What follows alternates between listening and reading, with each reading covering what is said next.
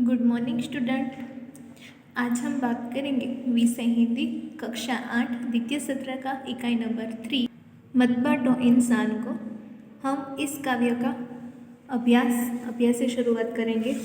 तो अभ्यास का पहला प्रश्नों के उत्तर दीजिए।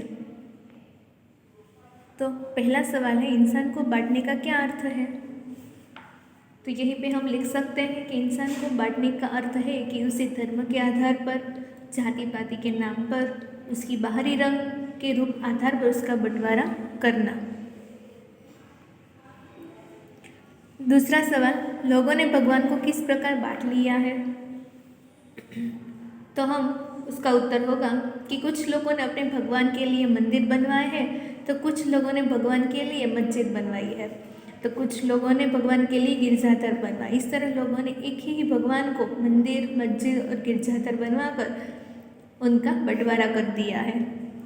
तीसरा सवाल, चट्टानों की प्यास कैसे बुझाई जा सकती है? तो यहीं पे चट्टानों का अर्थ है कि वो लोग जो सदा जुल्म सहते आए हैं, जिन लोगों को किसी ने ही अपना नहीं समझा, वो लोग ये जुल्म सहकर चट्टान जैसे हो गए हैं। हमें उन्हें अपनाना है। इस प्रकार प्रेम का शीतल जल देकर हम चट्टानों की प्यास बुझा सकते हैं। दूसरा प्रश्न, इस काव्य को आरोह अवरोह के साथ गाइए और समूहगान कीजिए। यहीं पे आरोह એટલે કે आप खुद, और अवरोह એટલે કે आप एक से ज़्यादा वधु मित्र के साथ आप ये गाना गा सकते हैं।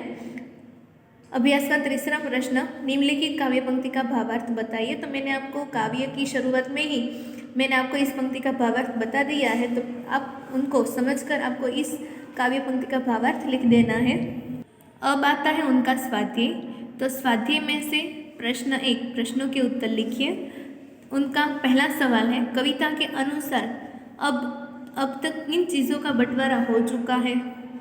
तो इसका उत्तर होगा कि कविता के अनुसार अब तक मंदिर, मस्जिद और गिरजाघर के रूप में भगवान का बंटवारा हो चुका है। दूसरा सवाल, किसकी मुस्कान को कोई रोक नहीं पाएगा? तो हम कह सकते हैं कि जब चारों ओर समानता की भावना फैल जाएगी, कोई किसी पर जुल्म नहीं करेगा, तब कोई किसी से भी मुस्कान को रोक नहीं पाएगा। तीसरा सवाल, हरी भरी धरती को कौन सी परिस्थितियाँ रेगिस्तान में बदल सकती है?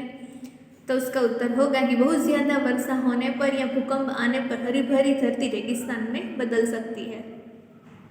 चौथा सवाल, उजाले को बंदी बनाने का क्या अर्थ है?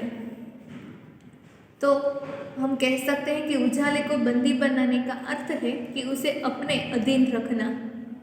इसी कारण आज भी बिजली धनवान लोगों के घरों में बंदी है और गरीब को मजबूर होकर दिए जलाना पड़ता है।